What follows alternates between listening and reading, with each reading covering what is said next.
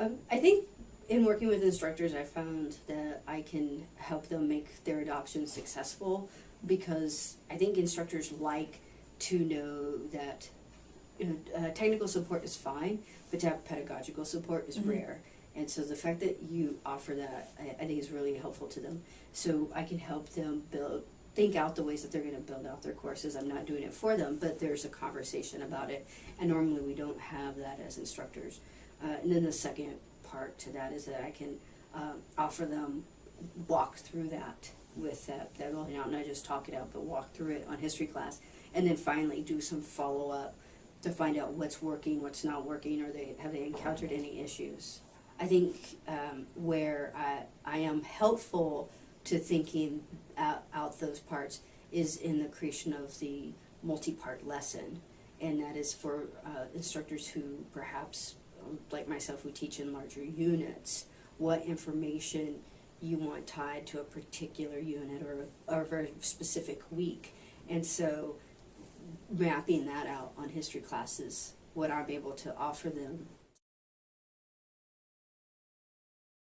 There's a great set of primary documents that are associated with the textbook I use, which is the Henrietta textbook, but there's also an additional set of documents that I'm able to use. And so I really rely on the primary documents to be a place to for conversation between students, as a method of quizzing around textbook and lectures, also as just a review session for students in terms of developing larger essay questions for my exams. But there are a number of great functions within history class that I've started to use. And one of the pieces that I really like is the, right now I think we're still kind of playing with it, but it's the blogging. Like I said, I have a large group of students. I have 100, usually my students are capped anywhere between 100 and 180 at the moment. And having student conversation is really important to me. In a cramped classroom, that's sometimes difficult. So blogging in groups, having them having conversations with each other about contemporary events and relating it to past events is one of the pieces that I find really helpful. I think history class offers a number of resources to help students who are different types of learners.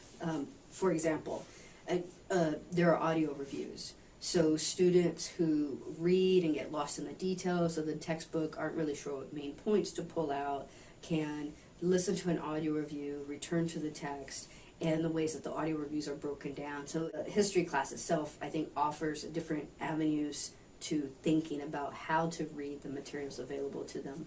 And reading is just such an important function of a course. So I'm always really grateful when there are those kinds of opportunities to help them move through the textbook differently.